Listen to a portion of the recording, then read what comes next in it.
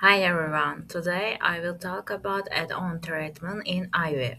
But more importantly, I want to ask, are they really effective or just a trend? So, what are add-ons? Add-ons are extra treatment used alongside standard IVF. They are often offered to improve success rates and usually come with an extra cost. We can divide them into three main groups. First, laboratory add-ons like embryo glue, time-lapse imaging, and extended culture. Second, pharmacological add-ons such as growth hormone, melatonin, and aldosterone. And third, clinical process like endometrial staging and PGTE. These approaches are common use in practice, but the level of evidence is not the same for all of them. Before we look at the evidence, I want to take a step back and put the scale of this issue into perspective. The global IVF market is now worth over $25 billion and it's getting growing fast. Infertility affects about one-sixth couples worldwide, so demand is huge and often very emotional charged. Over half of UK clinics offer add-ons without stroke evidence and patients end up paying more than £1,000 extra per cycle. So this is not just scientific issues, it's an ethical one. When patients in vulnerable station are offered unproven treatments, the cost, both emotional and financial, is on them, and that's why this is important. Now let's look at the evidence.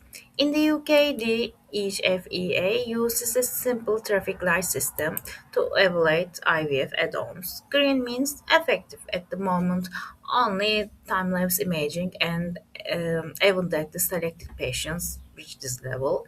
Yellow means uncertain. This includes common add-on like PGTE, endometrial stitching, and embryo glue.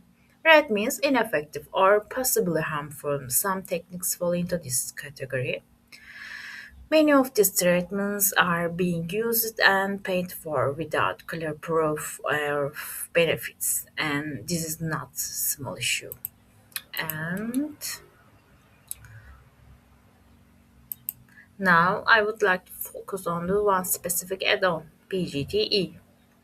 It's one of the most debated techniques in modern IVF. Here we see two embryos, one is chromosome normally and the other has trisomy 21. But when we look the PGT result, they may appear very similar, and the reason is mosaicism. PGT only analyzes small number of cells, so it may not represent the whole embryo. If the embryo is mosaic, meaning it has both normal and abnormal cells, the result can be misleading. And this is one of the main limitations of PGTE. So far, we have talked about data and statistics, but now I want to focus on the patient. An IVF patient said, I didn't ask for evidence, I just wanted to believe. That's the issue. Not just weak evidence, but patients hope. Many are not fully informed and still pay extra without clear benefits. So, informed consent is not working as it should.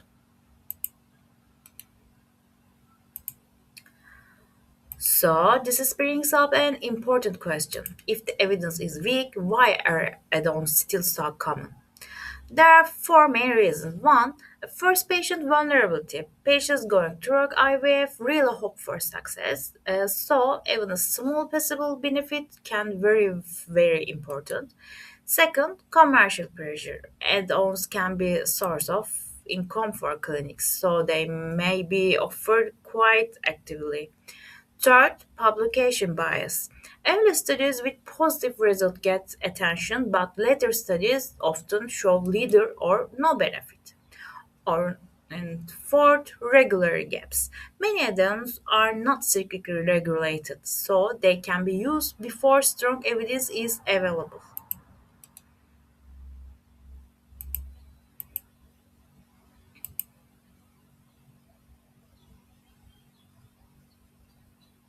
When we combine all of these factors, we see clear pattern. Practice can move faster than science.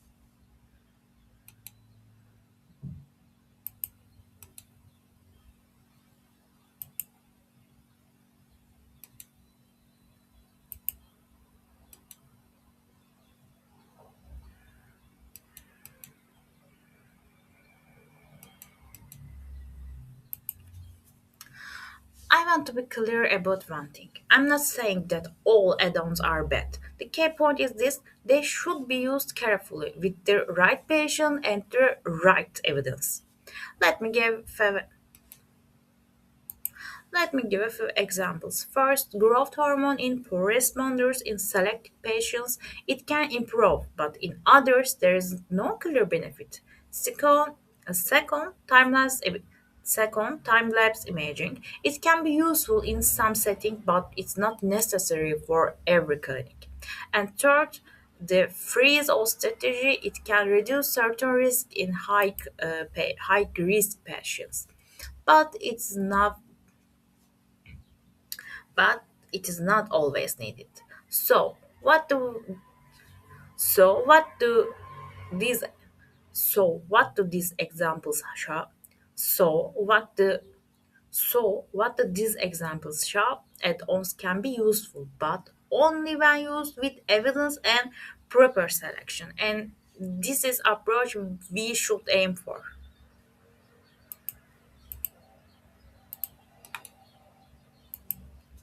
So, what should we do?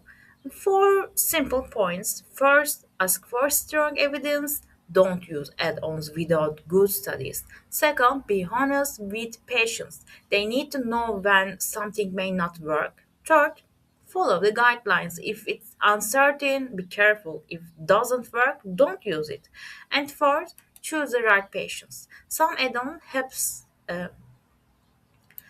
and fourth, choose the right patient. And fourth, choose the right patient. Some add-ons help some people, not everyone, because hope should be based on evidence, and patients deserve hope. Hope and honestly, thank you.